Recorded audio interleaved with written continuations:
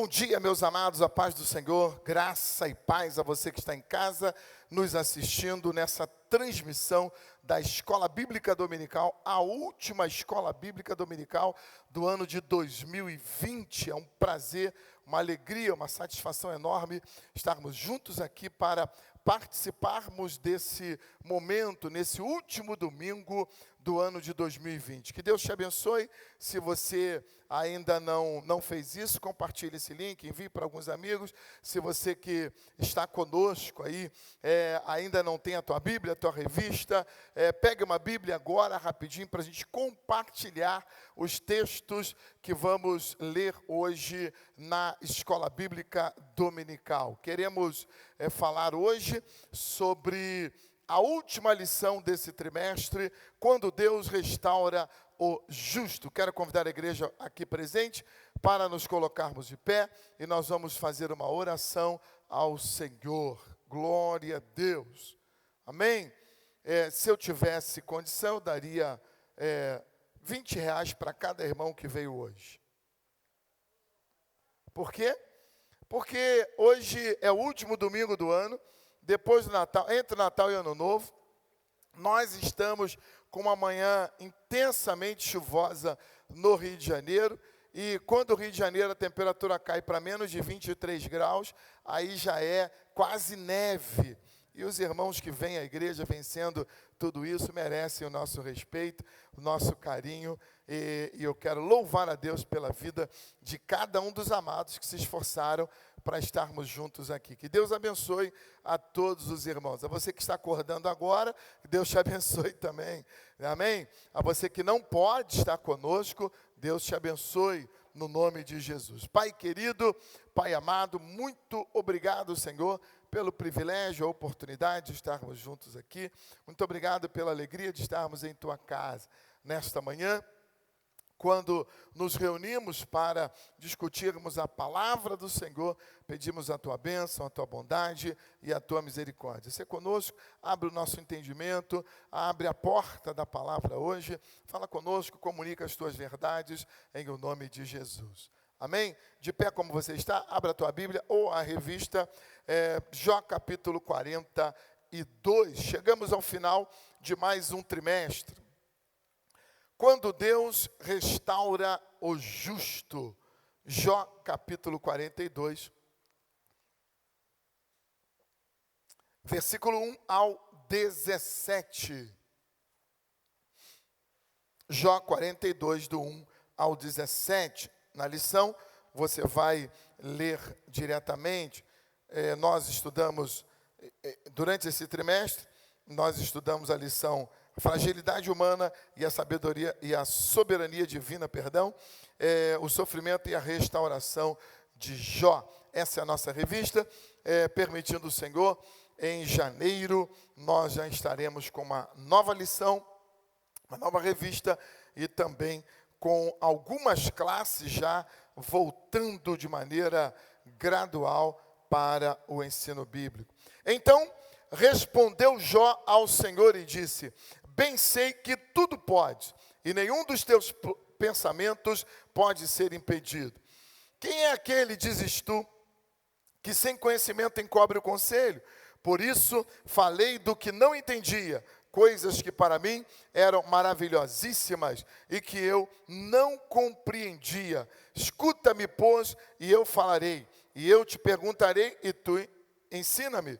Com o ouvir dos meus ouvidos ouvi, mas agora te veem os meus olhos. Por isso me abomino e me arrependo no pó e na cinza.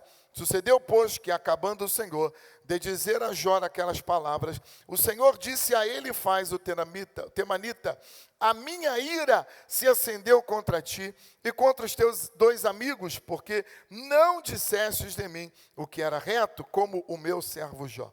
Tomai, pois, 7 bezerros e 7 carneiros, e ide ao meu servo Jó, e oferecei holocaustos por vós e por meu servo, e o meu servo Jó orará por vós, porque deveras a ele aceitarei, para que eu vos não trate conforme a vossa loucura, porque vós não falastes de mim o que era reto, como o meu servo Jó. Então, foram Elifaz, o temanita, e Bildade, o suíta, e Zofá, o naamatita, e fizeram como o Senhor lhes dissera. E o Senhor aceitou a face de Jó.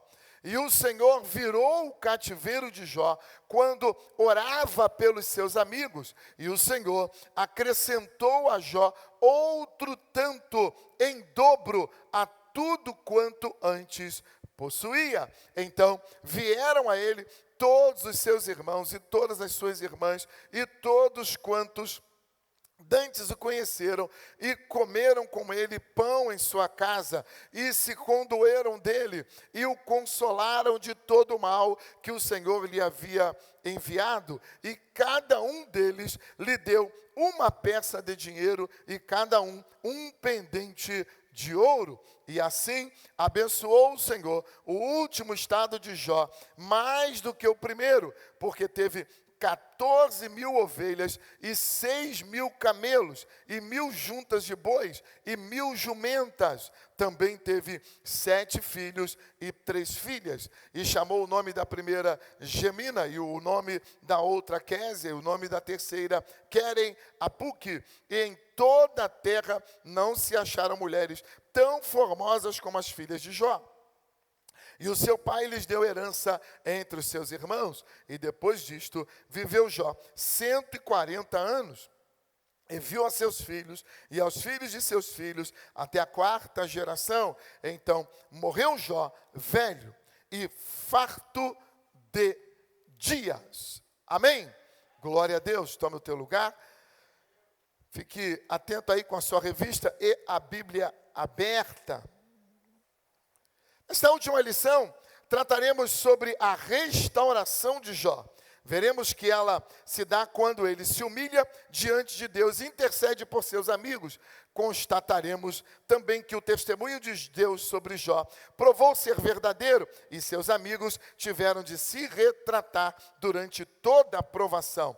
Ele se manteve íntegro e não lhe foi atribuída impiedade alguma. Pelo contrário, o Senhor o restaurou de forma grandiosa. Glória a Deus. É importante nós, nesse último capítulo do livro de Jó, entendermos o que aconteceu. Quando nós lemos os capítulos 39, 40, 41, nos dá uma impressão, nos dá uma pálida impressão de que Deus repreendeu Jó por um erro, de que Deus repreendeu Jó e confirmou que Jó estava errado.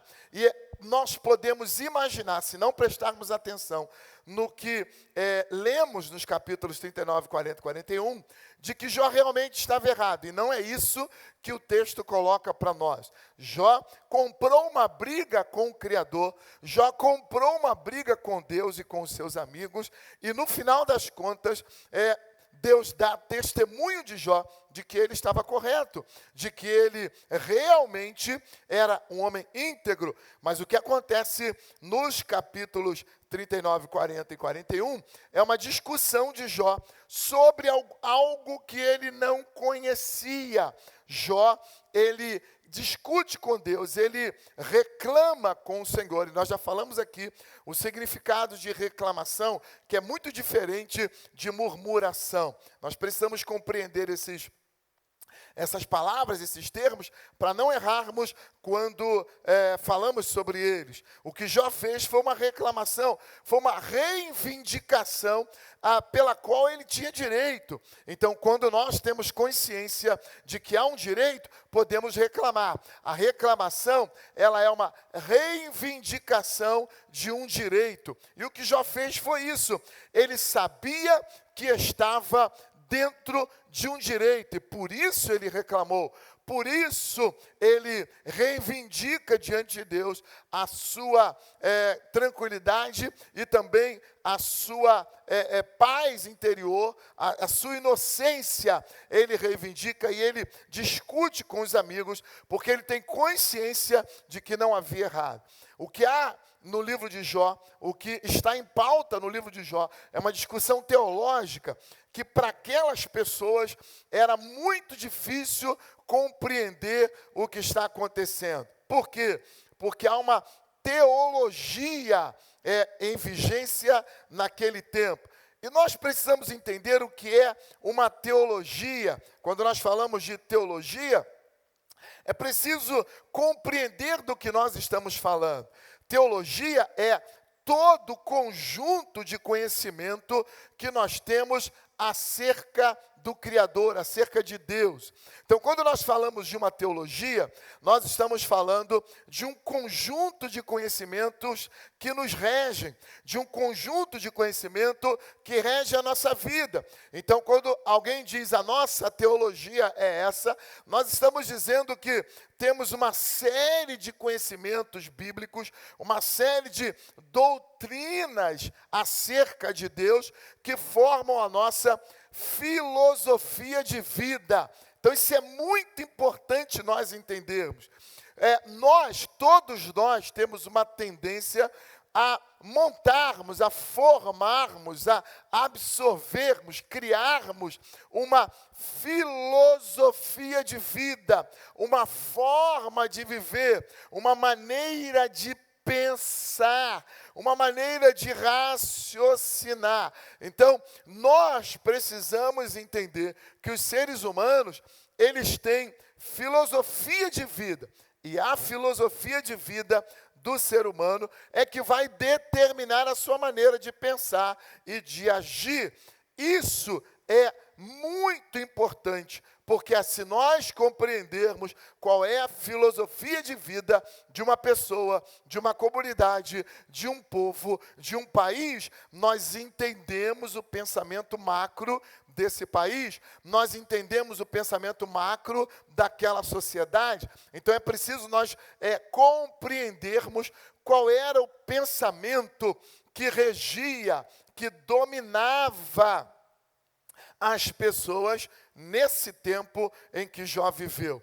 Também é importante nós situarmos Jó historicamente, e nós já fizemos isso ao longo dessa lição. Há muitas pessoas que, por lerem Jó dentro do grupo de livros poéticos, lá no meio da Bíblia, pensam e imaginam que o livro de Jó, ele foi escrito no meio da história de Israel. Isso também não é o correto. Jó retrata uma história que aconteceu no início da história da humanidade, no início da história dos povos. Jó, historicamente, cronologicamente, deveria estar ao lado do livro de Gênesis, ao lado do livro dos começos, porque a história de Jó, ela fala do começo da humanidade. Ela está cronologicamente colocada ao lado do livro de Gênesis. Então isso é uma coisa que nós também precisamos compreender, porque a teologia dessa época, a teologia desse momento histórico é uma. A teologia do momento histórico, por exemplo, de Moisés, já é outra. Então nós precisamos ter essa compreensão. Moisés teve uma revelação da lei de Deus, teve uma revelação acerca de Deus, e ele colocou isso para o povo, e essa revelação não havia no tempo de Jó, não havia no tempo do livro do Gênesis. Então tudo isso nós precisamos compreender. Bom, qual é a teologia predominante no tempo vivido por Jó? É a teologia da retribuição. É a teologia da compensação, ou da colheita, semeadura e colheita, ou da retribuição. Cada um receberá segundo o que fez. Cada um receberá a recompensa mediante o que realizou, mediante o que fez. Então, a teologia predominante no tempo de Jó é a seguinte: você receberá a retribuição pelo bem ou pelo mal que você fez. Preste atenção nisso.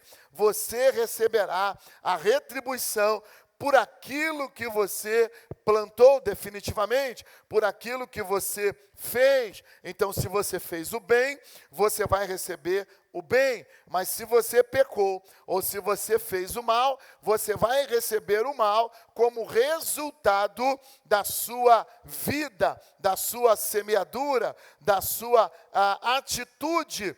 Obviamente, todos aqui nessa época creem nisso. Então, se você fez o bem, você recebe o bem. Mas se você fez o mal, você vai receber o mal. Aí a gente inverte a teologia, inverte os fatores, e você vai encontrar o raciocínio dos amigos de Jó. Se você tem uma vida boa, se você tem uma vida abençoada, se você tem uma vida segura, se você tem uma vida saudável, se você é uma pessoa rica, se você tem filhos com tranquilidade, com saúde, se tudo vai bem para você, significa que você fez o quê?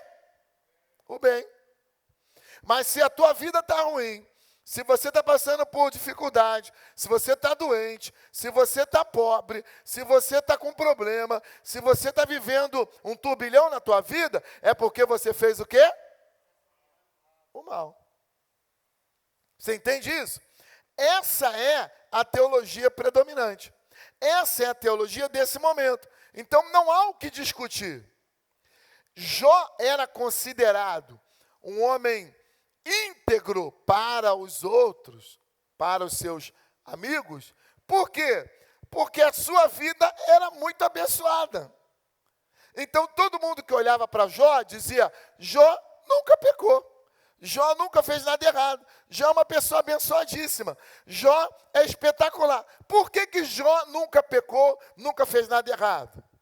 Porque a sua vida é uma vida abençoada, Deus está cercando ele, bababá, bababá, bababá. Então, você entende aqui o raciocínio das pessoas. Eles estão errados de pensarem assim? Não, porque essa é a teologia vigente nessa época. Eles pensam dentro da caixinha teológica daquele momento.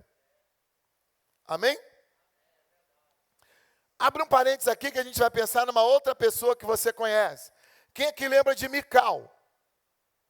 Ninguém lembra de Mical. Você que está em casa lembra de Mical? Quem era Mical? Quem era Mical? Quem era Mical? Filha de? A mais velha ou a mais nova? A mais nova, porque a mais velha foi prometida e não foi dada a Davi. E aí, Saul deu a mais nova para Davi, para tentar dar um jeito de matar Davi. Enfim, bom, Mical tem uma teologia na cabeça.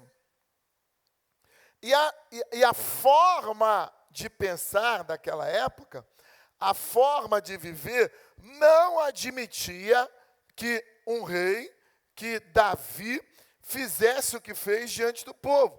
Mical reclama com Davi porque ele se alegra diante do povo, ele se alegra diante dos seus súditos, e ele dança, ele pula de alegria, mas isso na cabeça de Mical era algo surreal, completamente incabível. E então, Mical repreende Davi por ter feito o que fez diante de Deus. Davi, ele comete um pecado mais tarde. E quando Davi comete um pecado, o que deveria acontecer com Davi? Pela teologia e pela lei vigente, pela forma, pela filosofia e pela teologia vigente, o que aconteceria com Davi uma vez que ele pecou? Ele deveria morrer. Quando você vê o profeta Natan indo até Davi, ele foi cumprir o que a teologia da época determinava. Natan foi a Davi com uma sentença de morte. Quando você lê 2 Samuel, capítulo 12, você percebe isso nitidamente. Natan não foi lá para falar ou para tentar convencer Davi. Natan foi para anunciar a morte do rei Davi, uma vez que ele havia pecado. Porque essa era a teologia, a retribuição. Você pecou, vai morrer. Só que quando Davi se arrepende e confessa, Natan tem uma surpresa. E qual é a surpresa? Deus muda a história e muda a sentença. Aqui acontece uma mudança na forma de pensar daquele momento, porque Deus é assim. Nós, muitas vezes, estamos habituados a uma teologia, a uma filosofia, que não é aquilo que Deus está pensando. Os amigos de Jó, eles estão pensando dentro da sua época, dentro do seu contexto, e eles têm uma filosofia, uma teologia que é predominante naquela época, mas eles não conheciam a Deus. E a briga de Jó também vai nessa linha. Jó tinha o mesmo nível de conhecimento teológico e de filosofia de vida dos seus amigos. Qual era a discussão de Jó com os seus amigos? O que ele afirmava? O que Jó afirmou? Jó não se conforma com o seu sofrimento, por quê? Alô? Porque ele não pecou. Se eu tivesse pecado, eu não tem problema, eu não reclamaria. Mas eu não pequei. Se eu não pequei, eu não posso estar sofrendo desse jeito. Não foi isso que ele disse? Sim. E por que ele disse isso? Porque ele estava convicto da filosofia de vida e da teologia que predominava no seu tempo. Então, todo o contexto do livro vai dentro do mesmo raciocínio, tanto dos amigos de Jó quanto o de Jó. Os amigos de Jó têm convicção de que ele pecou porque ele está sofrendo. E Jó não se conforma por estar sofrendo, porque ele sabe que não pecou. Olha a confusão. E como é que a gente explica isso? Não dá para explicar, porque Deus resolve fazer na vida de Jó uma coisa que ele nunca havia feito antes com nenhum ser humano. Por isso, não há nenhuma jurisprudência nesse sentido antes de Jó. Porque Deus decide fazer com Jó uma coisa que ele nunca havia feito com ninguém antes. Amém, amados? O que Deus decidiu fazer? Deus decidiu deixar Jó na mão do capeta. Acredita nisso? Mas foi isso que aconteceu. O diabo vai lá, isso porque ele vai mesmo, isso é uma coisa que a gente precisa entender. O diabo vai diante de Deus, numa das reuniões diárias, semanais, mensagens, não sei como é que acontecem as reuniões, e o diabo vai nessa reunião. Você consegue entender isso? O diabo participa de uma reunião com o Criador e com os anjos na presença do Eterno. Tem dúvida disso, não? Tem dúvida disso? Não, né? Porque é só você ler o texto. Então, quando Deus está reunido, o diabo aparece na reunião. Como assim o diabo aparece na reunião? O diabo pode aparecer na reunião com Deus? Pode ou não pode? Mas Deus não odeia o diabo?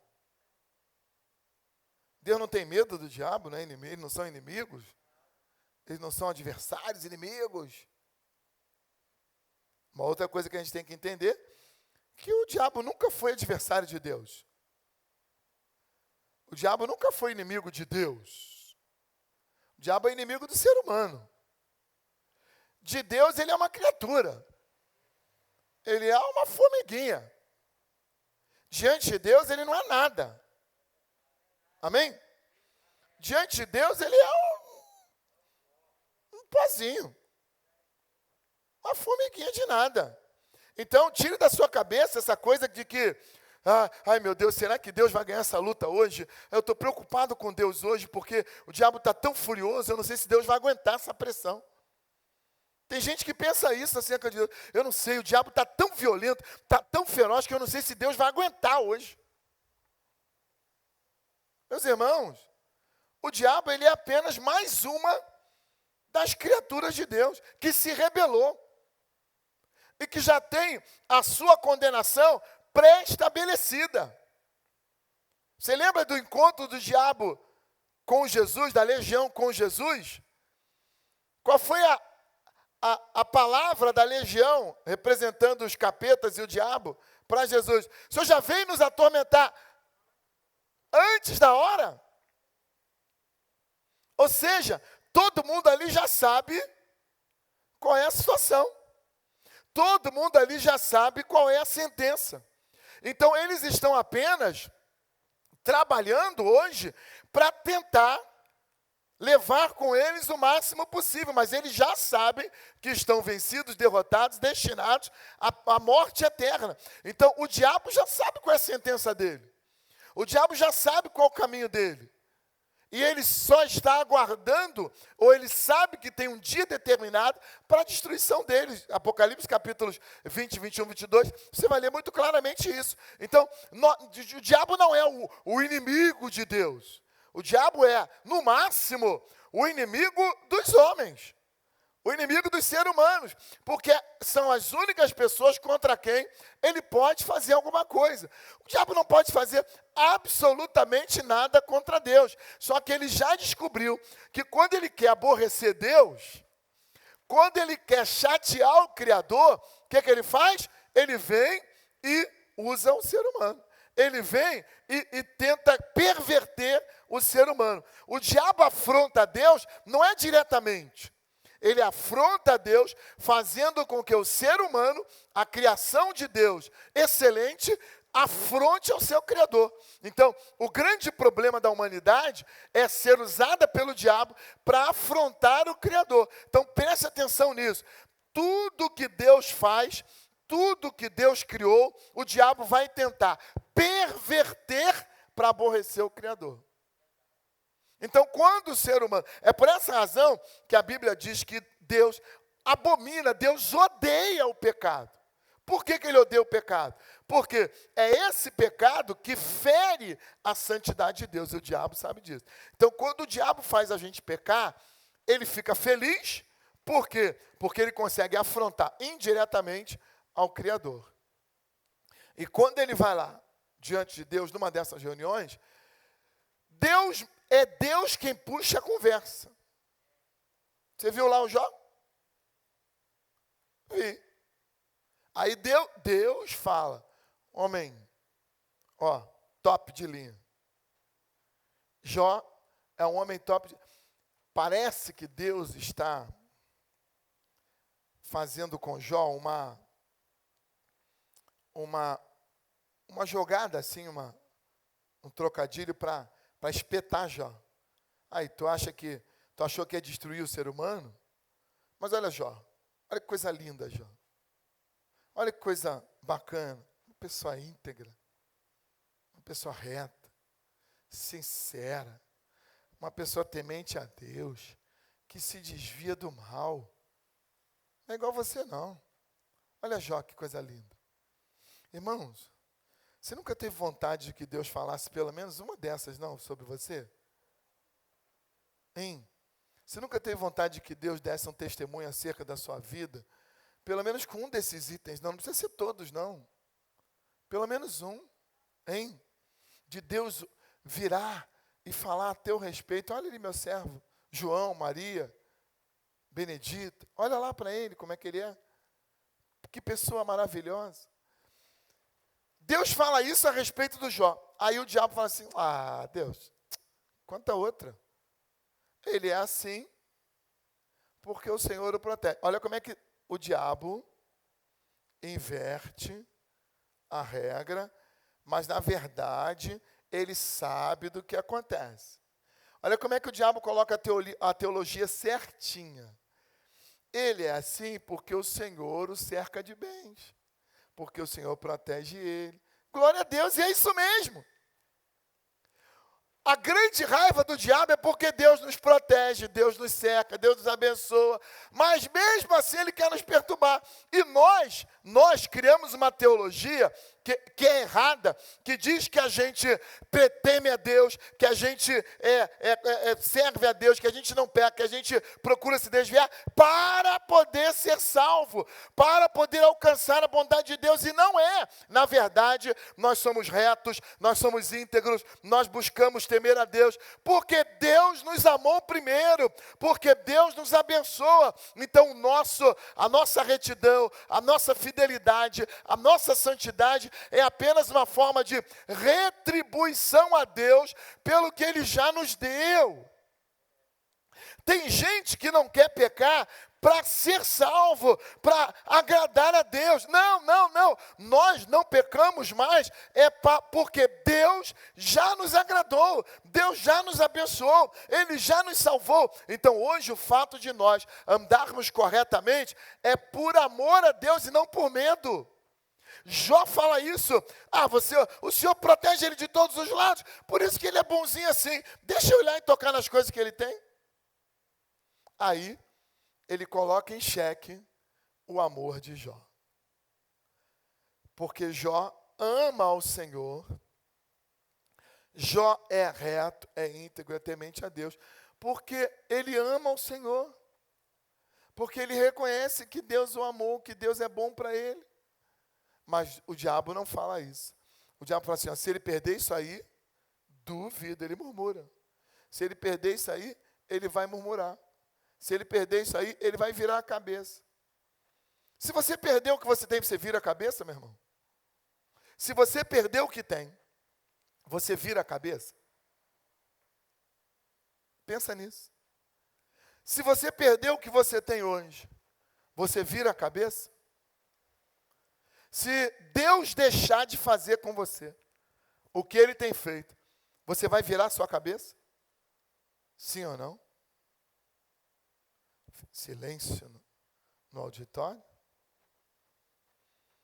Se Deus tirar alguma coisa de você, você vira a cabeça?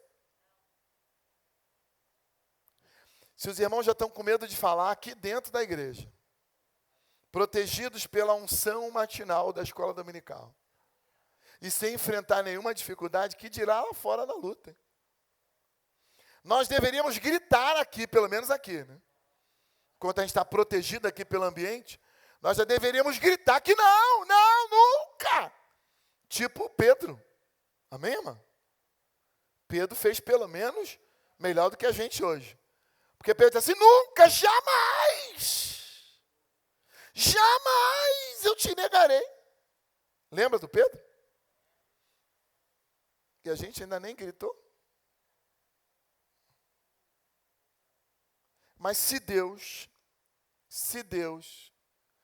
permitir que algumas coisas que Ele nos deu, porque foi Ele que nos deu tudo, sim ou não? Se Ele permitir que algumas coisas que Ele nos deu sejam tiradas de nós, por um tempo, ou definitivamente, qual será a nossa reação? Qual será a sua reação?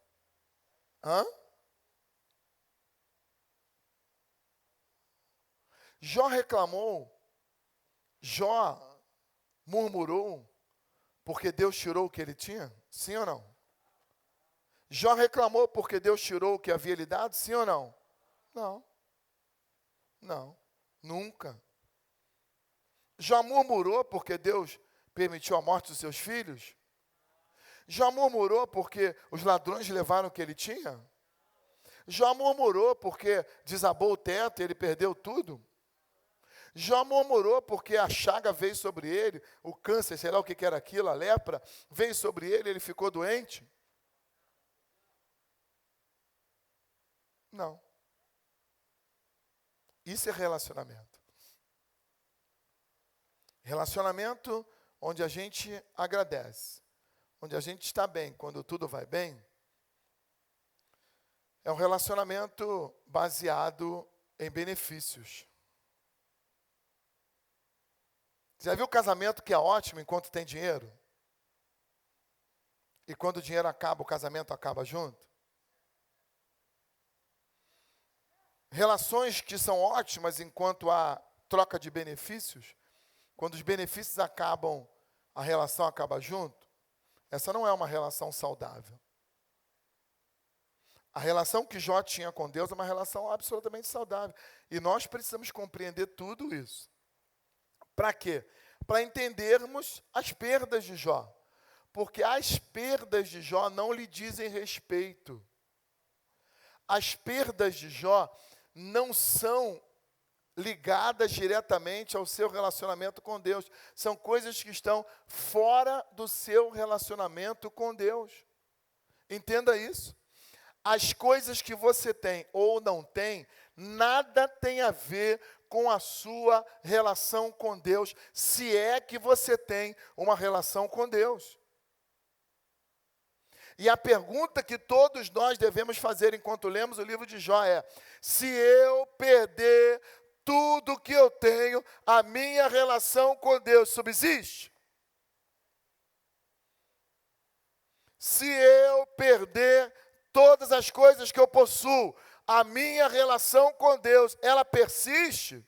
Essa é a pergunta que nós temos que fazer. Porque se nós não conseguimos responder isso como Pedro respondeu de imediato, nós já começamos mal, muito mal. Então, assim, nós devemos cantar, pelo menos cantar, a gente pode, porque às vezes a gente canta umas coisas que nem sabe o que está cantando. Não é? A gente deveria cantar: abro mão dos meus sonhos, abro mão da minha vida por ti. Já cantou isso, crente? Já cantou isso? Mas tu abre mão mesmo? Abre, crente. Os irmãos ficam me olhando assim, com essa cara de: estou pensando, pastor. Estou pensando. Tem que avaliar. A gente olha lá para os países onde há perseguição, que o cara bota o crente lá aqui, ó, e vem com o machado e corta a cabeça do crente. E diz que é absurdo. Por que absurdo? Morreu pelo Senhor. Você não está pronto para morrer pelo Senhor? Não está não, crente? Ah, silêncio no auditório. Se botar uma guilhotina no seu pescoço, você não mantém a tua fé não, crente? Ah, está pensando, né? Está pensando. Está pensando? Mas Pedro disse na hora: eu morro contigo.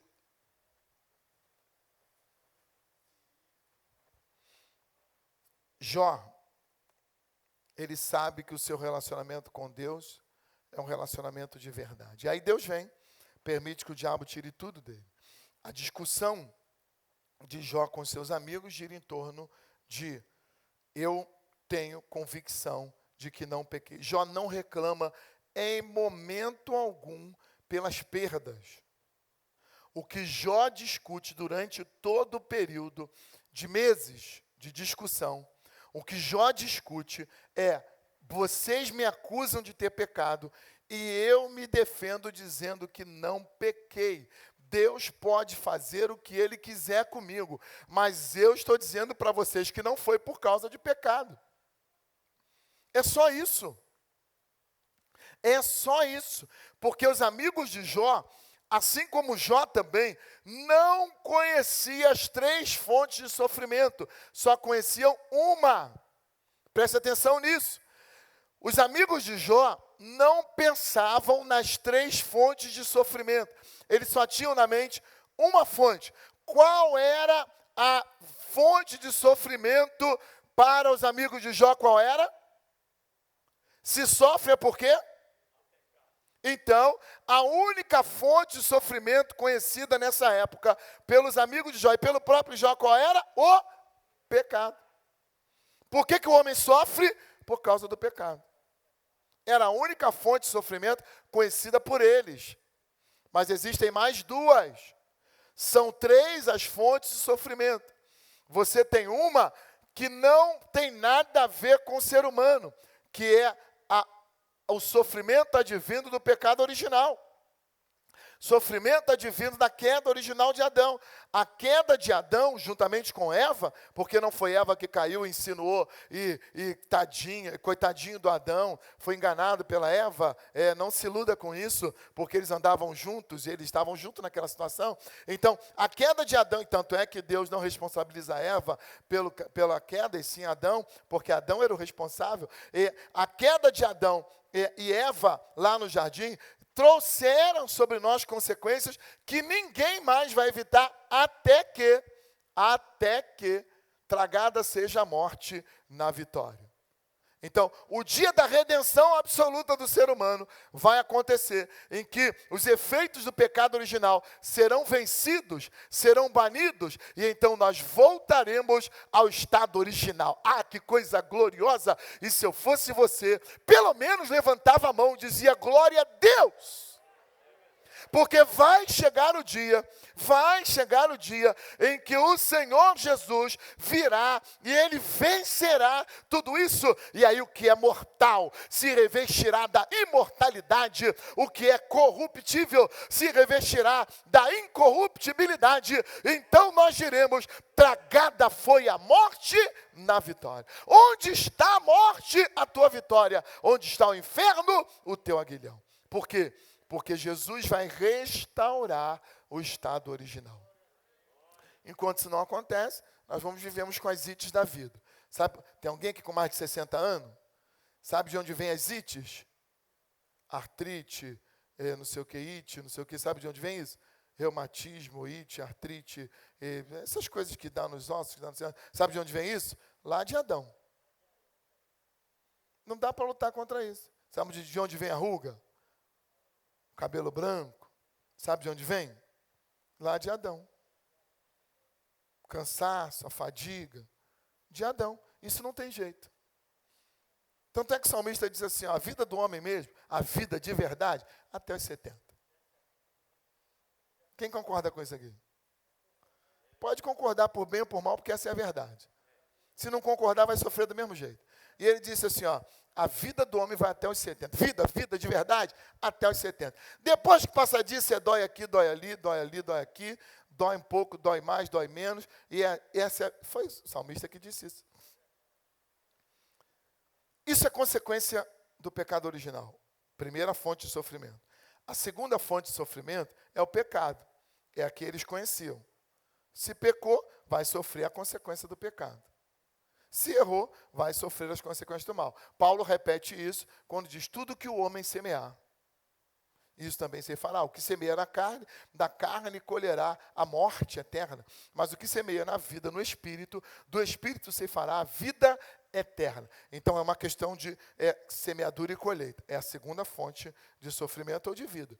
Mas a terceira fonte é quando ninguém tem nada a ver com isso. Nem Adão, nem eu, nem você. Deus decide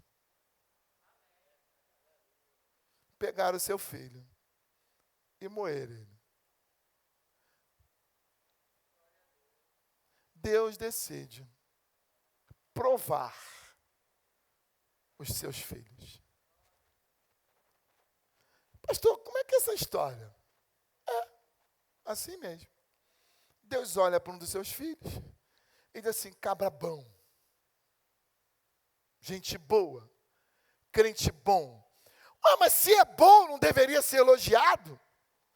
Se é bom, não deveria ser mais honrado? Servo bom e fiel, sobre o pouco foste fiel, sobre o muito te colocarei? Não deveria ser isso? Ah, mas se eu sou bom, Deus não deveria me abençoar mais ainda? Sim. Mas de vez em quando, quem é um crente aqui que está se esforçando para ser um crente bom aí? Levanta a mão assim comigo. Levanta a mão. Estou me esforçando para ser bom. Coisa boa, cheio de candidatos aqui, Senhor.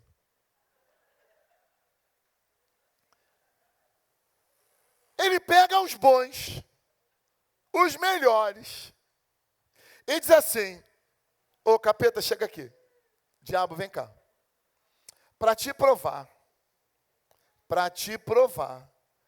que os meus filhos não me servem por retribuição, por barganha, que eles não me servem só porque querem receber mais de mim, para te provar que essa minha filha, que esse meu filho não me serve por causa do salário que eu dei, por causa dos filhos que eu dei, por causa da casa que eu dei, por causa do bem que eu dei, para te provar que eles me servem porque eles me amam. Quem ama Senhor aqui? Para te provar, capeta, que eles me amam. E que o amor deles nada tem a ver com essas coisas boas que eles têm, com essa vida boa que eles vivem, só para ficar claro que a relação que eles têm comigo é uma relação de verdade. Pode ir lá.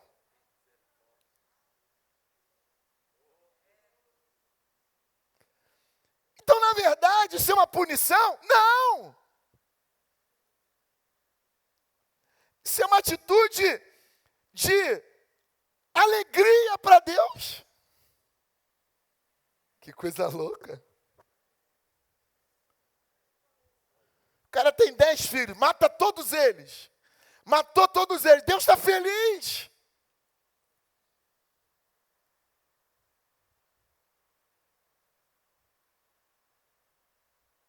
Isso soa como heresia, não soa? Que absurdo, pastor. Meu filho morreu. E você está dizendo que Deus está feliz? Sabe por que Deus está feliz? Porque está provado que o seu amor, Jó, não era por causa dos filhos. Então, o que Deus quer saber e o que Deus quer mostrar é que o seu amor, Jó, não é por causa dos seus filhos. E Deus é capaz de permitir que morram 10 filhos só para provar isso.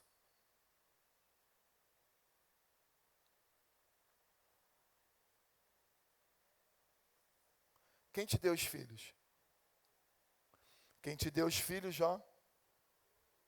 Não ouvi, Jó. Quem te deu os filhos? Não ouvi, Jó. Quem te deu os filhos?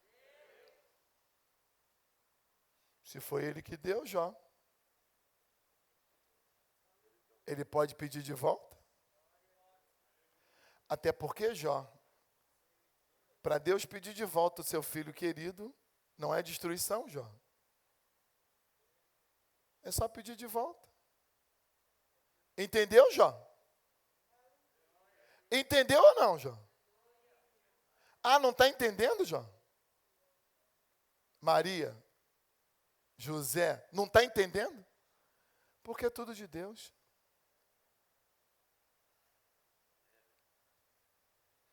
Então Deus fica feliz quando Ele prova e descobre que o seu filho não murmura. Esse é o ponto.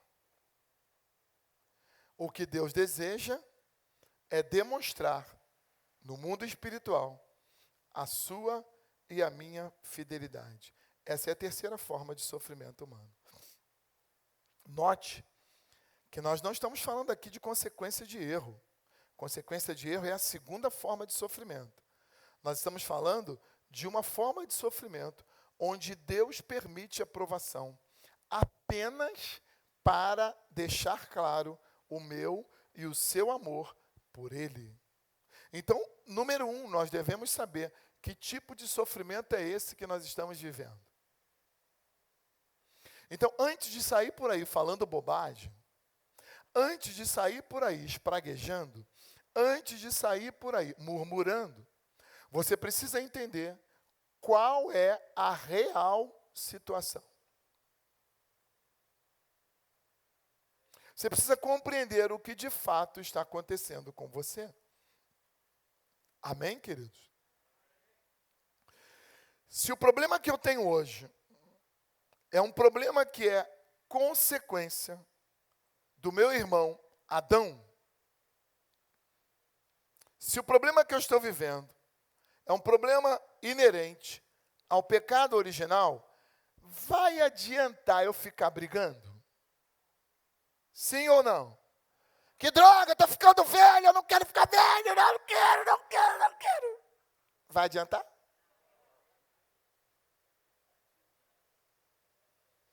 Ai, essa dor na lombar, não estou aguentando, não quero mais essa dor, não quero, não quero, não quero. Vai adiantar?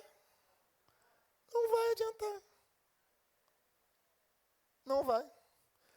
Por quê? Porque essa só vai ter jeito naquele dia. Então essa aí, filho, não adianta. Senhor, eu quero esse cabelo pretinho como ele era.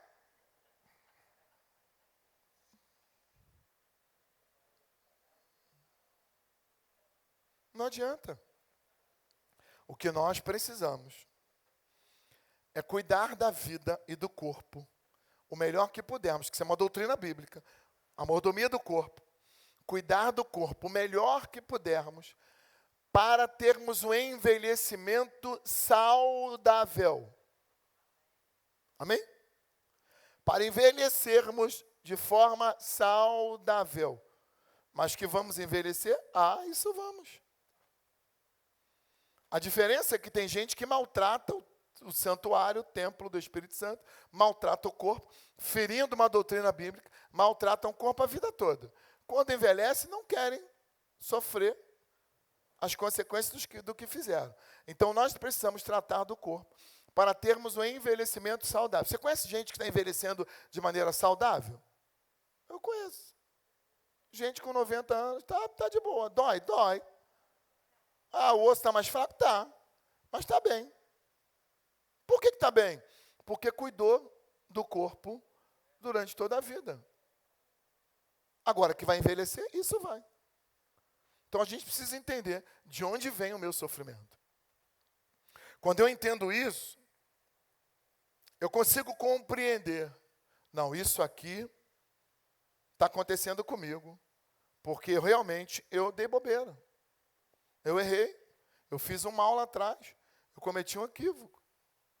Eu tratei mal o meu corpo. A minha relação com meu filho foi ruim lá atrás.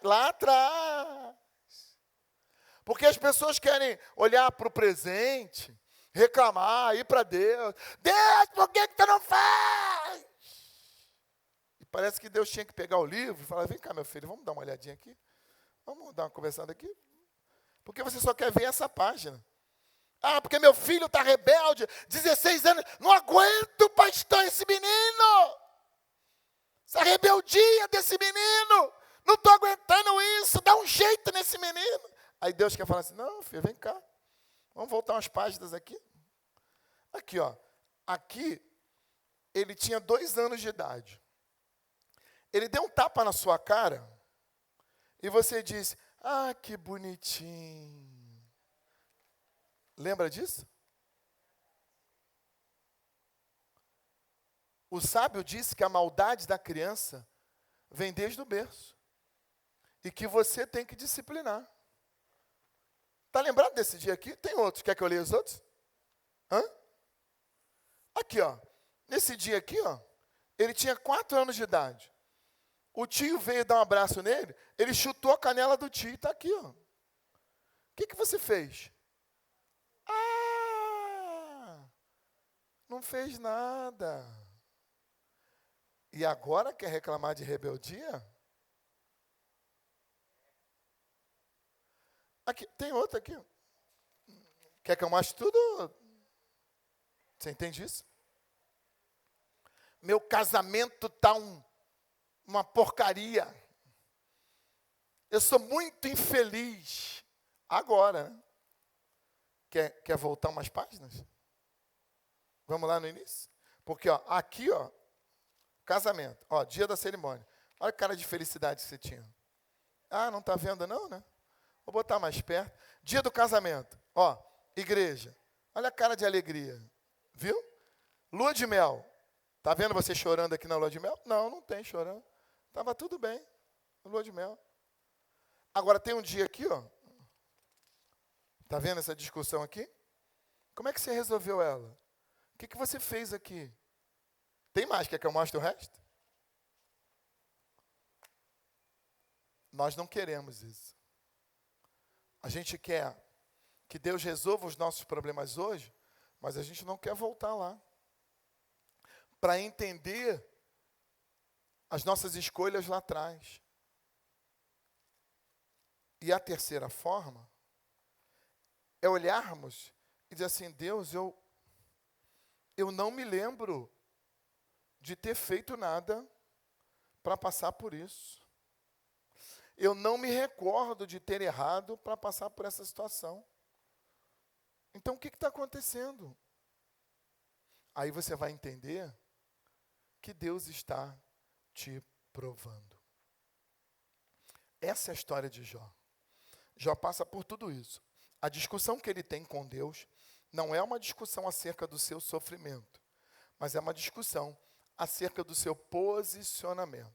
E aí Jó, ele conversa com Deus, ele discute com os seus amigos, ele reclama com Deus, ele reivindica de Deus a autenticidade da sua idoneidade. Jó quer que os seus amigos reconheçam que ele não errou para passar por aquela situação. E Deus, quando vem discutir com Jó, Deus vem discutir do seguinte ponto. Jó não quer aceitar aquele sofrimento porque ele pensa que só pode sofrer quem pecou. Se ele não pecou, ele não tem que aceitar um sofrimento. Aí Deus vem para ele, capítulos 39, 40, 41, e dizer, Jó, tu estava onde, Jó, quando eu criei esse negócio todo aqui? Jó, tu acha que sabe muito mesmo? Tu ainda não sabe nada, Jó. Jó, tu não conhece. Tu deveria ter vindo para mim conversar comigo, que eu ia te explicar, Jó, calma. Não é pecado, calma. Eu só estou provando para o diabo que você é um cabra bom. Antes de murmurar, antes de falar bobagem, conversa com Deus. Fala com o Senhor. Porque Ele vai te explicar. Ele vai dizer, calma, não é nada disso. Eu só estou te provando. Eu só quero que você saia disso aqui melhor. Diga comigo, quando Deus prova, Ele está visualizando coisas melhores. Ué, então os filhos de Jó eram ruins? Não, não. Estou dizendo que Deus quer fazer você subir de patamar, Jó. Deus quer te elevar. Deus quer te fazer crescer. Então, todas as vezes que Deus nos prova, na verdade, Ele quer nos fazer crescer. Você lembra de Romanos capítulo 5? Tendes, meus irmãos, grande alegria quando fores provados, quando passardes por alguma tribulação. Então, diga assim comigo, eu preciso ficar feliz quando Deus me prova.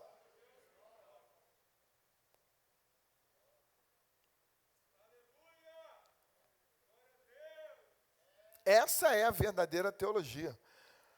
Paulo diz ainda, capítulo 5, versículos 1 em diante, por quê?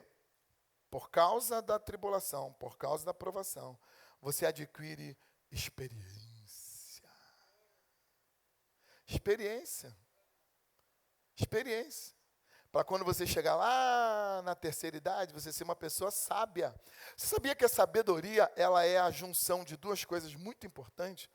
Sabedoria é a junção de conhecimento mais experiência. Conhecimento mais experiência. Aí você vê Jó declarando o seguinte, eu conhecia. Lembra disso? Eu conhecia Deus, mas não tinha experiência. Experiência só tem quem vive. Experiência só tem quem passa. Por isso meus filhos ficam chateados. Quando eu digo para eles, fica tranquilo.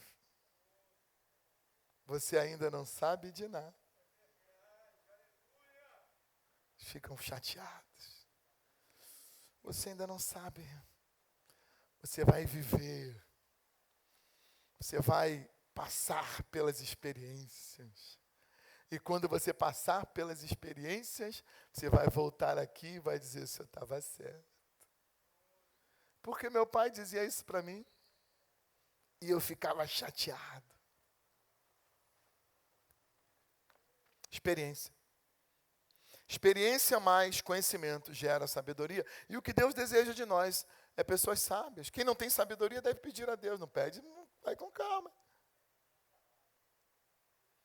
Quem pede sabedoria a Deus vai receber. Vai. Deus vai tornar você um sábio. Sabe como? Experiências. Experiências. Ah, só experiência boa? Não. Tem experiências ruins também.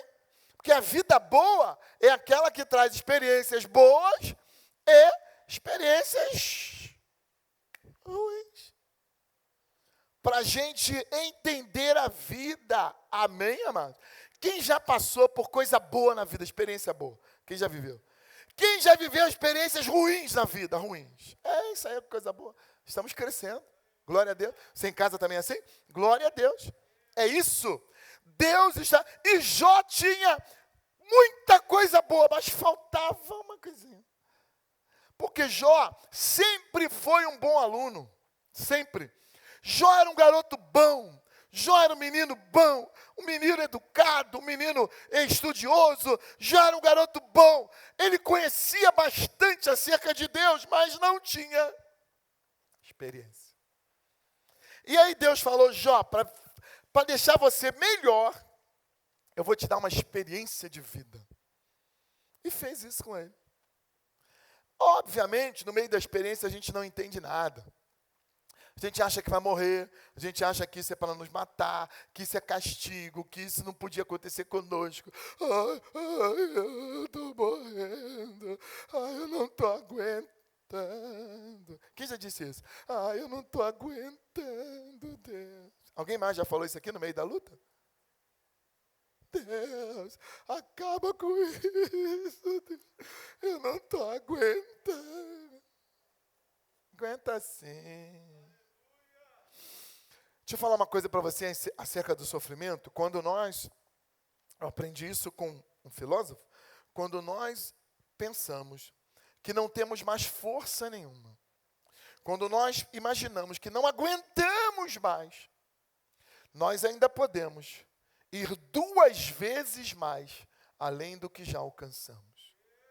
O maratonista, quando ele cansa e quando ele acha que não tem mais força, ele ainda pode ir 2 vezes mais além do que ele já alcançou. Essa é a nossa vida. Você acha que cansou? Você acha que está difícil? Você acha que... você pode ir muito longe ainda. E sabe quando é que eu aprendi isso? Quando eu li Juízes, quando eu li a história de Gideão, porque Gideão batalha, e ele luta, venceu os midianitas, está cansado. E aí quando ele para no vale, ele está cansado. Aí ele olha para a tropa e diz o seguinte, gente, não vamos parar não, vamos continuar, porque nós estamos cansados, mas ainda perseguindo. Então, o seu cansaço não pode fazer você parar, a sua dificuldade não pode fazer você parar, e quando você acha que não aguenta mais, fica tranquilo, você ainda aguenta bastante. Amém, amados? E Paulo diz para nós que nós podemos aguentar, porque o Senhor nos dá força. Então, Jó chega lá, no capítulo 42, diante de uma conversa com Deus. E ele, então, se humilha diante do Senhor. Jó, ele reverencia o Senhor. E ele diz, bem sei que tudo podes. Tudo podes. E nenhum dos seus planos pode ser impedido. E aí Jó diz mais, Senhor, eu reconheço que eu falei, versículo 42, está no subponto 2 do ponto 1 da lição. Olha só, ele diz assim, por isso, Senhor, quem é aquele que dizes tu, que sem conhecimento encobre o conselho? Por isso, falei do que não entendia. Diga assim, às vezes, não, fala com vontade, diga às vezes, eu falo de coisas que eu não entendo. Aproveita que você já confessou e diz: Senhor, me perdoa, porque muitas vezes eu falo de coisas que eu não entendo. Então aqui vai um conselho para você. Se você não sabe do que está falando, cale a sua boca. Se você não sabe o que está acontecendo, fica quieto. Se você não sabe o que dizer, não fale nada. Porque quem muito fala, já dizia o sábio, muito erra. É isso. Então fica calado. As pessoas às vezes vêm para mim, porque as pessoas às vezes querem que a gente fale coisas, né? Pastor, o que o senhor me diz? Eu digo nada.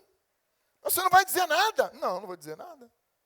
Pastor, mas eu vim aqui para ouvir o senhor falar alguma coisa. Eu falo: meu irmão, é melhor eu ficar calado do que falar de coisas que eu não conheço. Eu não sei o que falar. Então é melhor ficar quieto. Vem cá, vou te dar um abraço. Ultimamente nem abraço a gente pode dar. Toca aqui que eu vou. É tudo que eu posso fazer por você hoje. Porque quem fala muito, erra muito. Jó reconhece que o problema dele não era pecado. Ele falou de coisas que ele não entendia. Ele entrou numa área que não era dele. Ele entrou numa esfera de discussão que ele não conhecia. Ele não sabia que Deus prova os seus. Ele não sabia disso. Jó não sabia disso, que Deus provava os seus filhos. Por isso ele discutiu. Porque para ele era só o pecado que podia fazer isso. Mas agora ele descobriu que não, que quando Deus ama uma pessoa, ele põe essa pessoa para sofrer.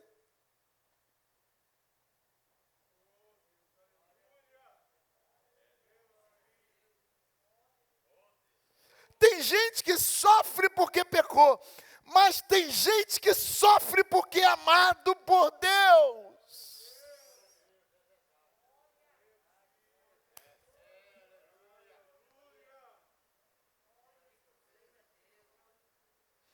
A diferença é muito tênue.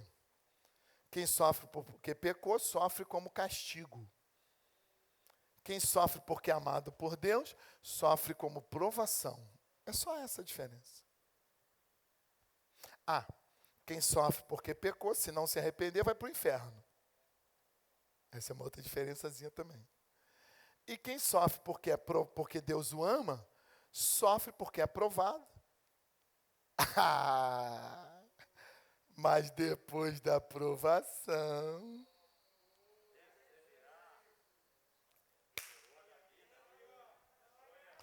aleluia! Quem sofre porque pecou, vai ser castigado, e se não se arrepender, morte eterna. Mas quem sofre porque Deus o ama, vai ser provado, e depois da aprovação, aleluia!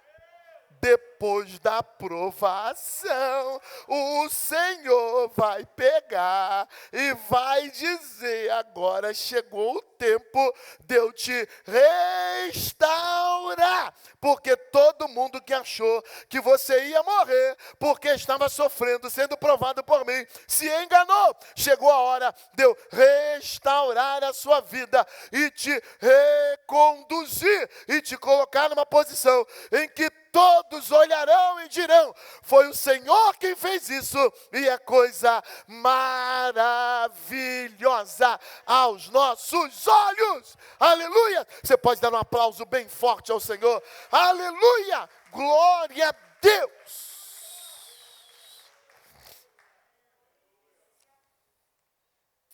Jó, ele teve uma experiência com Deus.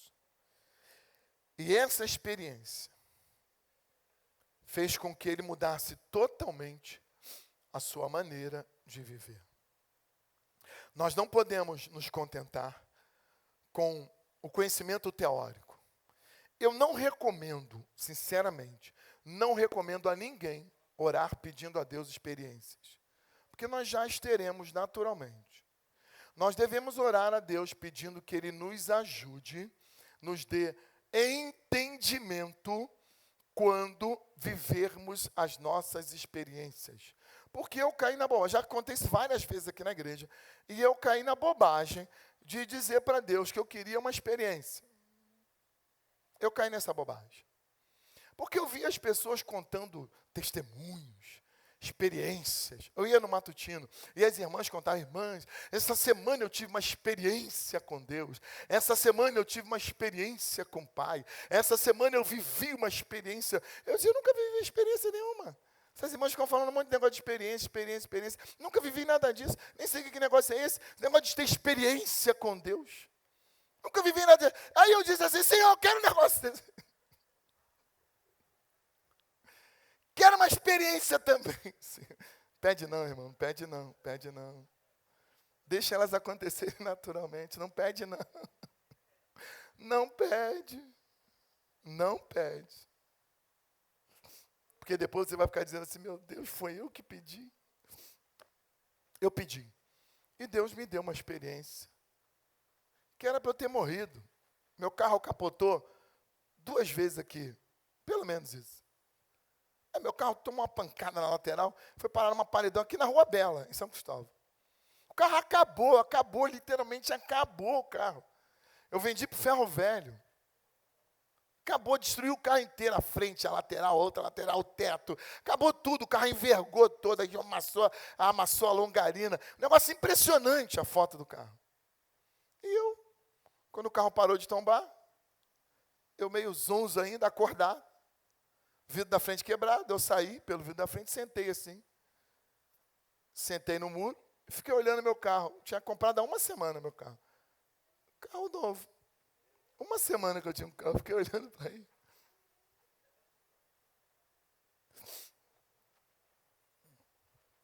Mas eu estava vivo. A única lembrança que eu tenho é nessa mão aqui. Um sinalzinho que Deus deixou, para toda vez que eu for falar, eu lembrar. Tem um cortezinho aqui desse tamanhozinho. Só isso. Me custou um carro. Mas a vida foi salva. Aí agora eu sei dizer para os irmãos que é uma experiência. Depois dessa eu passei por outro, que já ia passar mesmo, não tinha jeito. Porque não há como a gente amadurecer sem viver experiência. Então já ia passar mesmo, bobagem ter pedido aquela. Entendeu? Não precisava ter pedido. Não precisa pedir, porque você vai passar. Ei, lembra do que Paulo disse, escrevendo aos Efésios? Irmãos, no demais, irmãos meus, fortalecei-vos no Senhor. E na força do seu poder. Paulo sabe o que está falando. Irmãos, se fortaleçam. Aí ele explica por quê. Para quando chegar, ele diz assim, para quando chegar.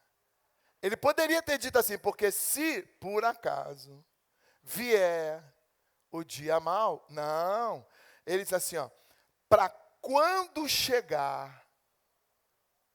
O que ele está dizendo com isso? Que vai chegar. Não tem jeito. Então diga assim, não fala para você mesmo não, para você não... Fala para o teu irmão, fala assim, vai chegar. Ah, vai. E esse é o problema de muitos cristãos, que estão vivendo uma teologia errada, um conhecimento equivocado acerca de Deus, numa teologia onde não há esse dia mau. Irmão, com Jesus é só vitória. Esses dias eu vivi uma experiência, aqui em Bom Sucesso, tem um amado ali que tem uma barraca de doce. Eu sempre passo por ele quando vou ao banco, ou vou nas lojas. Ele é muito alegre, muito festivo. E aí, pastor, tudo bem? Ah, como é que você está? E me dá um doce, me chama para comprar, aquelas coisas, todas faz uma farra. E esses dias eu vinha passando, e isso me marcou. E eu vinha passando por ele, ele me viu. E aí, pastor, tudo bem? Como é que está? Só alegria, hein, pastor? Aí na hora eu acenei para ele, mas eu passando, aí Deus me fez lembrar. Falou, não é só alegria. Porque eu tinha acabado de sepultar meu irmão. E talvez Deus tenha me feito passar ali naquela barraca, para aquele irmão falar aquilo, porque talvez tenham dito para aquele amado, e a teologia dele seja essa, que vida de crente é só alegria.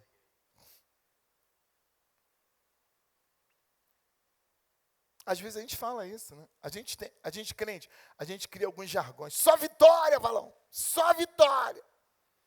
Na bênção, só alegria. Só vitória, varão.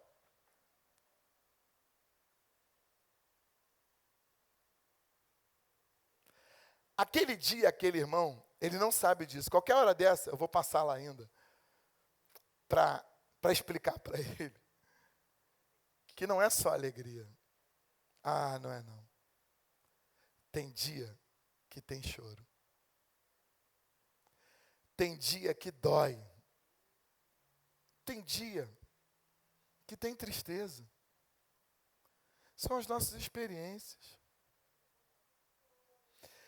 Mas enquanto nós ficarmos nessa teologia baratinha que a gente inventou, que compra ali no Paraguai, de que vida com Deus é só vitória, só alegria, de que é só vitória, a gente precisa amadurecer, a gente precisa crescer, e a gente só cresce através das experiências. Então a gente precisa dizer, para quem está começando agora, o que Paulo disse para os irmãos em Éfeso: ficar firme, procura crescer no conhecimento, lê a palavra, forma a base, se fortaleça, porque o dia mau vai chegar. E a minha oração é que quando ele chegar, você tenha base, você consiga suportar. Porque, com todo respeito, meus irmãos, eu já estou nesse caminho tem alguns anos, e eu vejo muita gente falando bobagem quando o dia mau chega. Muita gente falando besteira quando o dia mau chega. Muita gente se revoltando contra Deus. Ó, a própria esposa do Jó é um exemplo. Ah, não aguento, Jó, não dá mais, Jó. Não dá mais para servir a Deus, Jó. Olha que discurso.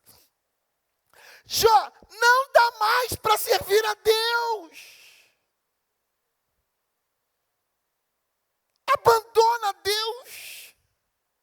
Larga Deus. Ah, é assim? É assim? Então o teu relacionamento com Deus está baseado nas coisas que Ele pode dar. Mas graças a Deus que Jó estava lúcido. Minha querida esposa, vem cá, deixa eu te dar um abraço, meu amor. Vem cá, meu amor. Jó amava aquela mulher. Deus também amava, que ela não morreu não, hein? Não morreu não. Fala para a pessoa que está do teu lado. Deus é tão misericordioso que mesmo falando bobagem, Ele não te mata. Porque Deus não queria matar ninguém, Ele só queria provar Jó. E Ele ia precisar da mulher de Jó depois. Aí Ele poupou a vida dela. Eu acho que aquelas canções terríveis, horríveis que a gente canta, que a gente deveria parar de cantar aquelas porcarias de teologia. Quem me viu passar na prova e não me ajudou, quando me vê no palco, onde a gente aprendeu essas coisas? Essas maluquices. Onde é que a gente aprendeu isso? Na Bíblia não pode ser.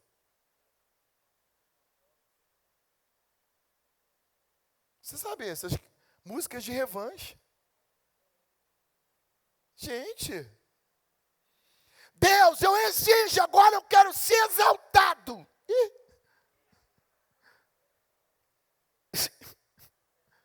Onde é que a gente aprendeu uma maluquice dessa? Eu, hein? E que maluquice é essa, irmão? A gente tem que ter cuidado com as coisas que a gente canta. Porque você aí, ó, que me viu passar na prova, não me ajudou, não botou um dinheirinho, não fez nada. Vai chegar o meu dia. Quando chegar o meu dia, tu vai ficar aí, ó, sentado aí, vai me assistir eu no palco. Se Deus levasse em conta essas bobagens que a gente fala, já teria matado muita gente. Mas Deus é tão bom que ele não... Ele olha assim e fala, esquece. Não. O anjo fala assim, Deus, acho melhor nem falar o que aquele crente lá falou agora, porque... Senhor, não ouve essa música não, Senhor, não ouve não, que essa daí é ruim demais. Não ouve essa não, que essa aí vai te aborrecer, não ouve essa música não. Porque a gente às vezes fala umas coisas assim, você entende? Ainda bem que Deus nem leva em consideração isso. Mas a gente tem que crescer, a gente precisa amadurecer. Porque os amigos de Jó, eles ofenderam a Deus. Os amigos de Jó, eles aborreceram a Deus. E eles erraram diante de Deus, porque eles também não entenderam ao Senhor. Eles não entenderam a forma de Deus agir. E Deus recriminou eles. E Deus falou, olha, vocês ofenderam a Jó. E por ofenderem a Jó, vocês me ofenderam. Agora voltem lá. Levem uma oferta. E peçam que Jó ore por vocês. Quando Jó orar por vocês, eu vou perdoar o pecado. Porque Jó não pecou não, mas vocês pecaram. Você entende? A gente se mete na discussão dos outros, a gente se mete no problema dos outros para dar opinião, e aí quem erra somos nós. Você já viu aquela frase que fala que na briga de marido e mulher? Na briga a gente até se mete, porque se houver violência, a gente denuncia. Mas na discussão familiar, nos problemas internos entre marido e mulher, a gente não se mete mesmo.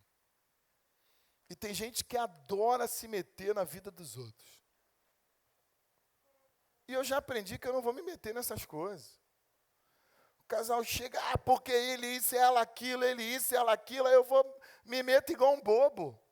Você está errado mesmo. Você é isso, você não pode, não sei o quê. Aí eles vão para casa, fazem as pazes, fazem amor a noite toda, voltam no dia seguinte sorrindo, e eu fico aqui com cara de bobo, porque falei mal de um, falei mal de outro, falei... Não, filho. Quem pariu o Mateus que o embale. Vai lá e resolve o seu problema. Volta para casa e resolve o problema de vocês. Então, a gente não pode se meter em coisas que a gente não conhece. Você entende isso, irmão? Se a gente aprendesse nisso. Quem se mete em discussão alheia, disse o sábio, quem se mete em discussão alheia é gente que quer pegar no rabo do cachorro. Já experimentou isso? Ninguém aqui nunca tentou isso? Pegar no rabo do cachorro? Não pega não, varão. Tenta isso não, que tu vai arrumar um problema para a sua vida. Faz isso não. É isso aí. Tem gente que se mete... E os amigos de Jó pecaram porque se meteram no problema de Jó. Eles tinham que ter ido lá, abraçado Jó, dito, Jó, eu não sei o que está acontecendo, Jó. Eu não sei o que é isso. Jó, eu não sei. Deixa eu te dar um abraço, Jó. Quando eu souber de alguma coisa, eu falo. Porque eles ficaram 7 dias, eles suportaram. Olha aqui para mim. Durante 7 dias, eles ficaram de boa. Na disciplina. Como deveriam. Aguentaram 7 dias. Crente, isso aqui é um ensino. Dá para pregar nesse texto aqui. Eles aguentaram 7 dias, como tem que ser. Calados. Falaram nada. 7 dias, calados.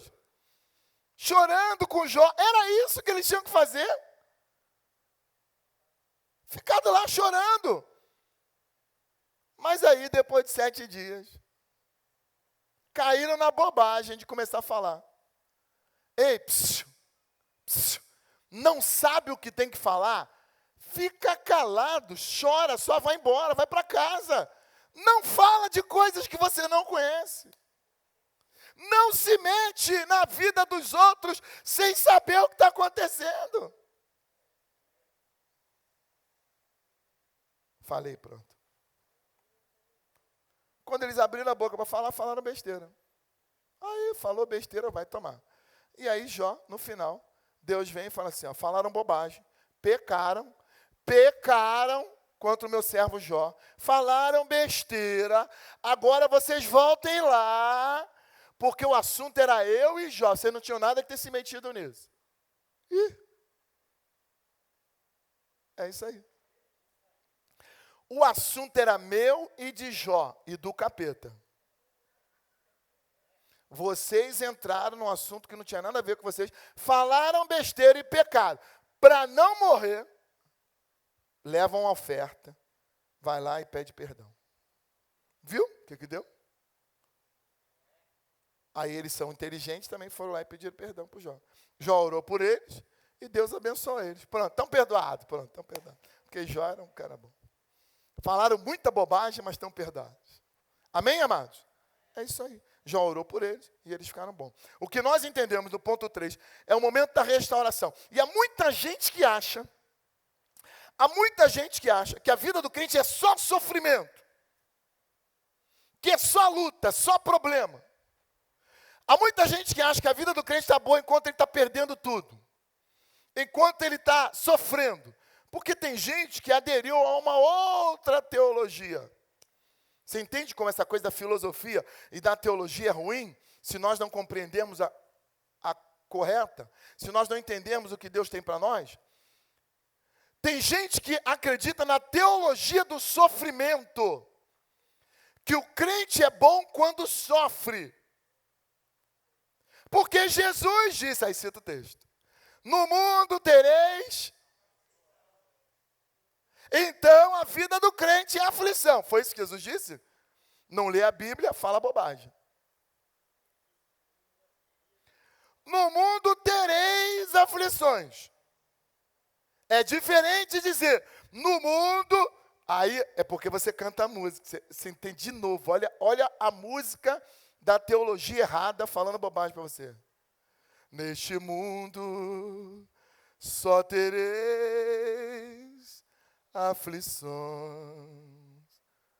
as lágrimas. Quem já cantou isso aqui? Eu era criancinha quando eu cantava, criancinha bem pequenininha, para não confundir a minha idade. Teologia errada. Mas você canta. E isso entra na sua cabeça, porque a música entra mais fácil do que a escrita. Por isso que o diabo usa a música, porque é mais fácil você incutir um pensamento pela música do que pelo que você escreve. E aí quando você canta no mundo, só tereis aflições. O que você está dizendo? Mudou a Bíblia, é heresia.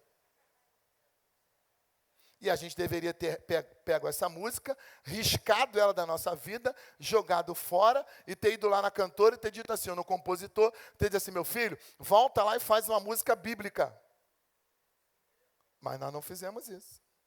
Aí sabe o que foi na nossa cabeça? Teologia do sofrimento. Pastor Lázaro só vivia sofrendo, só vivia lá na porta do rico e não sei o quê. E aí quanto mais você sofre aqui, mais você vai ser abençoado lá. Quem disse isso para você? Então, nós precisamos aprender corretamente. A teologia do sofrimento é um equívoco.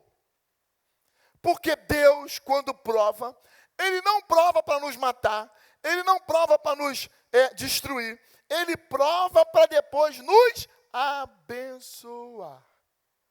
E aí, quando vem a restauração de Jó, você percebe que o mesmo Deus que tira é o mesmo Deus que dá.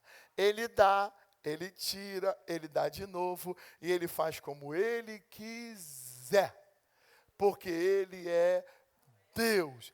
Deus não tem prazer no sofrimento das pessoas. Deus fica feliz quando Ele prova alguém pelo sofrimento, e esse alguém não murmura. É isso que traz a felicidade de Deus. É quando nós somos fortes o suficiente para sermos provados e aprovados. Isso é o que glorifica a Deus, e não o nosso sofrimento. É quando nós somos capazes de passar pela prova, de passar pela dificuldade e não murmurar contra Deus. Entendermos que a dificuldade faz parte da vida humana, faz parte da nossa existência. Amém, amados? E entendermos que o nosso Deus pode a qualquer momento dizer chega, dizer basta. E a coisa mais gostosa que eu vejo na Bíblia é que sofrimento do crente, provação do crente, tem dia para começar e tem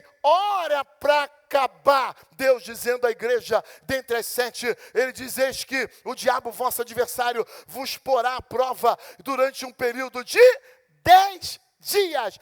Sabe o que Deus está dizendo para isso? Vai ter dia para começar, mas vai ter hora para acabar. E muitas vezes nós não sabemos. Jó não sabia, mas Deus já sabia o dia e a hora que aquilo ia acabar. E eu termino essa palavra dizendo para você: começou, está no auge, está passando pelo sofrimento, está passando pela prova, mas no calendário de Deus isso tem dia e hora para acabar. Fique de pé e glorifique o Senhor, exalte a Deus, porque Deus sabe o dia que vai acabar. Deus sabe. Deus sabe. Qual é a minha oração? Senhor, eu não sei de nada. Senhor, eu não sei quando é que isso vai acabar. Senhor, eu não sei se vai acabar agora ou se vai acabar na eternidade. Eu não sei de nada, mas uma coisa eu sei, é que vai acabar. E Senhor, me dá força, me dá sabedoria. Oh Senhor, não deixa eu abrir a minha boca à toa não. Oh Senhor, me dá sabedoria, me faz crescer no meio dessa dificuldade, me faz crescer nessa adversidade. Senhor, me faz entender o que está acontecendo. Não permita que a minha boca se abra para murmurar. Obrigado, Senhor. Obrigado por essa manhã, obrigado pela tua palavra. Obrigado pelo exemplo de Jó, Pai. Obrigado pelas lições que a vida de Jó nos dá. Obrigado, Senhor, porque Jó, como nós, foi provado por Ti para demonstrar que é possível, Deus, um crente fiel, um crente justo, reto, temente a Deus, que se desvia do mal. Ó, Pai querido, ser provado também, porque o mesmo Deus que dá é o mesmo Deus que tira. E nosso relacionamento contigo não está baseado nas coisas que nós recebemos do Senhor. Então, Pai, o que nós queremos é estreitar a nossa relação, é melhorar a nossa relação contigo. É dia após dia, Senhor, sermos mais fiéis a Ti. Pai querido, por isso nós nos colocamos diante da Tua presença, diante do Teu altar. Se há algum filho Teu aqui, Senhor, que está vivendo esse problema, que está vivendo esse momento, que passa, Senhor, por alguma provação, ó Pai querido, dá graça, dá força, dá sabedoria aos Teus filhos, dá graça ao Teu servo, à Tua serva, para que ele possa passar por isso resignado, ó, determinado, Senhor, que ele possa passar por esse momento, ó Pai, firme, firme, firme, sem reclamar, sem murmurar, ó meu Deus, sem se levantar contra a Tua sabedoria, contra a Tua soberania. Meu Pai amado, nos dá, meu Deus, graça para vivermos aquilo que o Senhor tem proposto diante de nós. Eu abençoo os meus irmãos aqui, em nome de Jesus. Diga amém, diga graças a Deus. De pé como você está, receba o envelope, vamos servir a Deus com os nossos dízimos, com as nossas ofertas, e nós já estaremos terminando, logo após a oração, você vai ofertar ao Senhor. Que bom estarmos na casa de Deus, que bom servirmos ao Senhor, que bom podermos celebrar a Deus, e eu quero mais uma vez louvar a Deus pela tua vida. Você que está em casa, deixa eu te lembrar. Hoje à noite, domingo, 18h30, uma grande celebração ao Senhor, nosso culto. Amanhã, segunda-feira, nós não teremos reunião do ID. Terça-feira, culto da palavra normal. Nós teremos o culto da palavra. Quarta-feira, culto da vitória à tarde. Não teremos refúgio jovem à noite. E na quinta-feira, nós teremos a vigília da virada, o culto da virada, próxima quinta-feira. Atenção ao horário, de 10 à meia-noite, das 22 a 0h. Então nós terminaremos esse ano, como sempre fazemos, na presença do Senhor. Venha, traga os seus amigos, traga os seus convidados.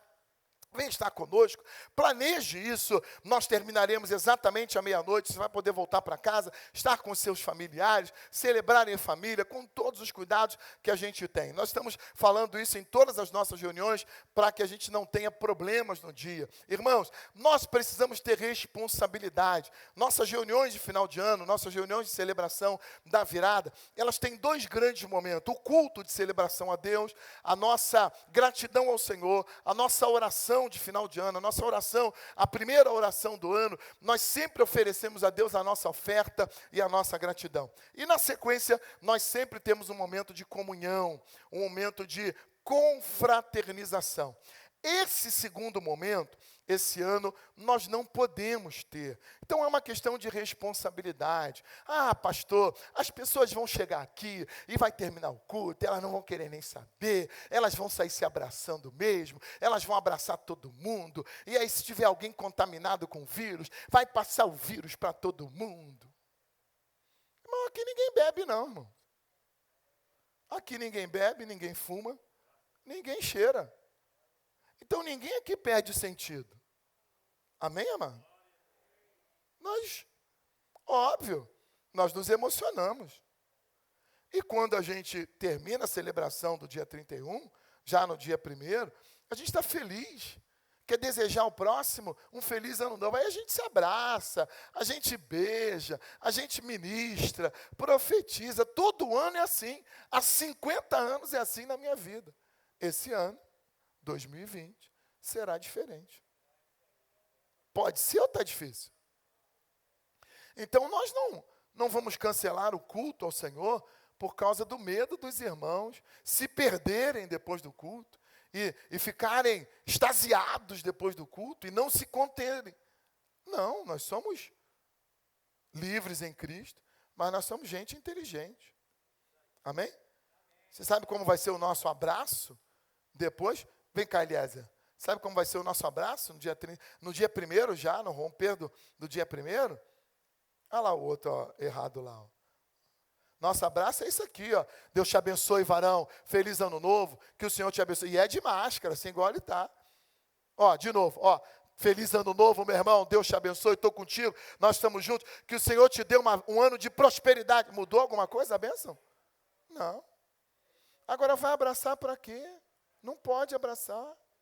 Amém, amados? A gente está repetindo isso exaustivamente para a gente não ter nenhum tipo de desconforto. Porque tem gente, amados, que não quer ser abraçado por você, ok? Com todo respeito. Tem gente que não quer correr o risco, quer vir para a igreja, mas não quer ser importunado por um crente desavisado, que está emocionado e quer abraçar todo mundo. Amém. Obrigado, Senhor. Obrigado pela tua palavra, obrigado por tua bondade. Obrigado por essa manhã, obrigado pelo momento de oferta que podemos te servir, te louvar. Receba, Senhor, a nossa gratidão, receba a nossa oferta, a nossa celebração. Traz a tua bênção sobre a tua igreja. E que se porventura houver alguém aqui, meu Deus, que ainda vive momentos de dificuldade, que o Senhor possa abençoar, Pai. Se alguém passando por uma prova, que o Senhor possa trazer a restauração. Nós não sabemos quando ela vai acontecer, mas nós sabemos que no teu calendário isso já aconteceu. Então nós aguardamos pacientemente, com expectativa, o momento da restauração e da tua bênção. Pai querido, eu abençoo cada filho teu, no nome de Jesus. Amém, Graças a Deus. Devolva o teu envelope individualmente, os obreiros vão recolher e nós estaremos aqui. Então, quinta-feira, nossa celebração, não deixe de vir ao culto da virada por causa disso ou daquilo. Ah, pastor, tá perigoso. Tem nada perigoso, o Brasil está uma benção, o Rio de Janeiro tá uma uva, como dizem os nossos queridos adolescentes. Está tudo tranquilo e nós estaremos aqui para dizer, Senhor, apesar de, nós vivemos tudo o que vivemos nesse ano, mas eu estou aqui, Senhor, porque a minha relação, olha que coisa linda, olha que oportunidade, para nós dizermos para o Senhor o que Jó e os amigos dele ainda não compreendiam. Nós estamos aqui, Senhor, porque a minha relação contigo, ela não está baseada nessas coisas. Amém, meus irmãos? Estenda as tuas mãos. Que o amor de Deus, que a graça do Senhor Jesus, que a comunhão e as consolações do Espírito Santo sejam com cada um de nós que amamos e esperamos no Senhor. E todos nós dizemos juntos, amém. Vá em paz, Deus te abençoe. Tenha uma tarde muito abençoada, descanso e à noite uma grande celebração.